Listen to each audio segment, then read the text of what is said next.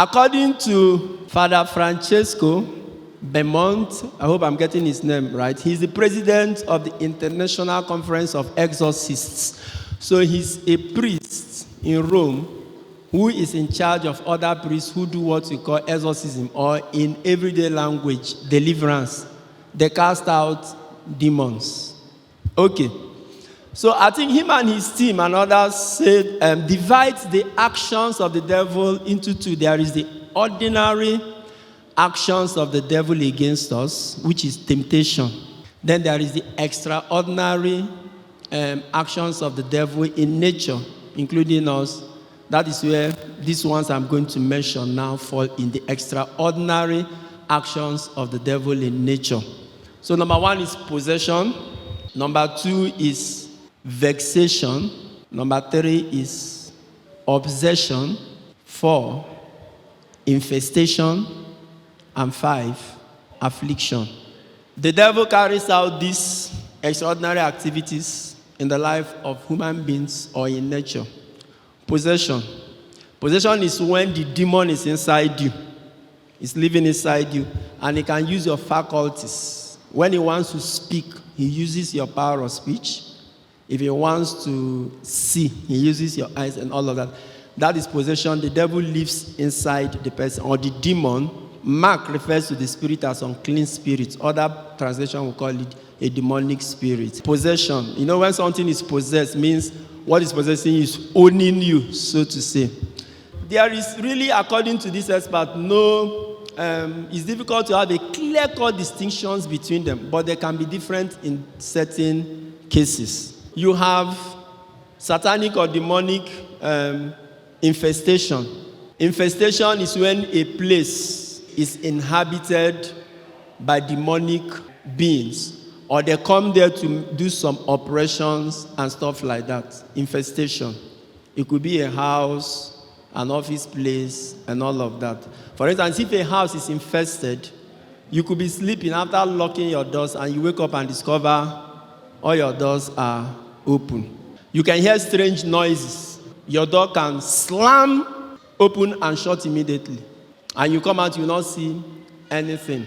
Now, I want to warn you. Sometimes, when we teach you this thing like this, now some of you who have not been seeing this thing, that's when you will now start seeing it. It's not later now you go home and begin to imagine that things are happening in your house. Or any strange noise. You remember Father said infestation. Hey, that means there's a demon here. Now be careful. That's why I have to be careful on what you teach. An infested place has activities of the devil. You can be sleeping and your gas cooker will just turn on. Or your pets, your dogs or your cat will just start shouting or barking. And you come out, you don't see anything. I'm not teaching all of these ones in details now. There will be time to talk about that. That's infestation. That one has to do with an area. Then you have vexation. Satanic vexation. You know the word vex. When somebody say, I dey vex, you know what it means, right? That means something has muddied your emotion. You are not happy about something. So vexation is an activity of the enemy that keeps you in perpetual sadness or anger. He does something that drives away every form of contentment in you. An example of somebody who was vexed by the devil is Saul. You remember Saul? When the Spirit of God left him. He had, it's like a torment. The next one is obsession. Obsession, normally there are people who are naturally obsessed. When they say you are obsessed with something, mean you are fixated. You are so engrossed on this thing that it becomes too much. For instance, there are people who are obsessed with cleanliness and orderliness. They can arrange their room 50 times in a day. They want where their spoon is to be there. If you remove the spoon from that place, you are in trouble with them. They are obsessed. Some are obsessed with washing hands. Even before this coronavirus came, they can wash hands 20 times under 5 minutes.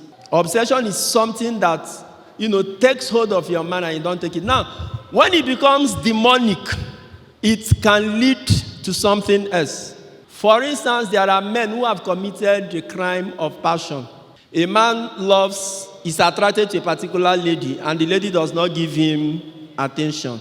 He's monitoring her, he's following her everywhere and all of that. It can even lead to a point when the man will kill the girl. He's obsessed with her. I know a young man who came to me when I was still a sinner and said, Father, I'm obsessed with this lady. Morning, night, afternoon, he's thinking about her. That's obsession. You can be obsessed with something. There are people. Saul was obsessed with David. He just couldn't remove from his mind that David was going to be king. And without obsession, he was pursuing David to kill him. You remember? He was so obsessed with killing David that he didn't care if his kingdom was tearing apart. That's obsession. Affliction. Affliction is bodily harm. When the devil or the demon afflicts you with something. Now, sometimes God can even permit this. Who comes to your mind? Job. Job was afflicted by who? By the devil. But who permitted it? God. So sometimes God can permit affliction for a higher purpose. Who else was afflicted? Paul. 2 Corinthians 12.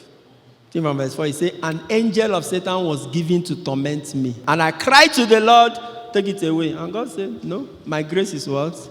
Not for you. There are some affliction that, yes, could come from the devil, but God permits it for a reason. And do you know why God gave the angel of Satan permission to torment Paul? The reason God gave him, he said, because Paul received extraordinary spiritual revelation that has not been given to any man. He was so gifted in the spirit that he said, in order to keep me from getting beside myself, in order to keep me from being proud. So sometimes God allows certain things to do what? Stop you from a dangerous spiritual spiral band that you might go to. So even though with all his power, Paul was still afflicted. Luke chapter 13, there was a woman afflicted by the devil. The Bible calls it the spirit of a crippling spirit. The woman was bent, doubly bent. She couldn't stand upright. But that one was not permitted by God. And Jesus cast it out. And the woman stood upright. There was another boy, I think Luke chapter 9 too, by the demon of epilepsy. Jesus cast it out. So you can see different scenarios. To watch full videos and get notifications for new ones, please subscribe to my YouTube channel. God bless you. Sign up with the largest community of Catholics online. Meet new friends, chat, post pictures and videos, make and receive audios and video calls, interact with lots of priests and religions. Download the app from Google Play Store.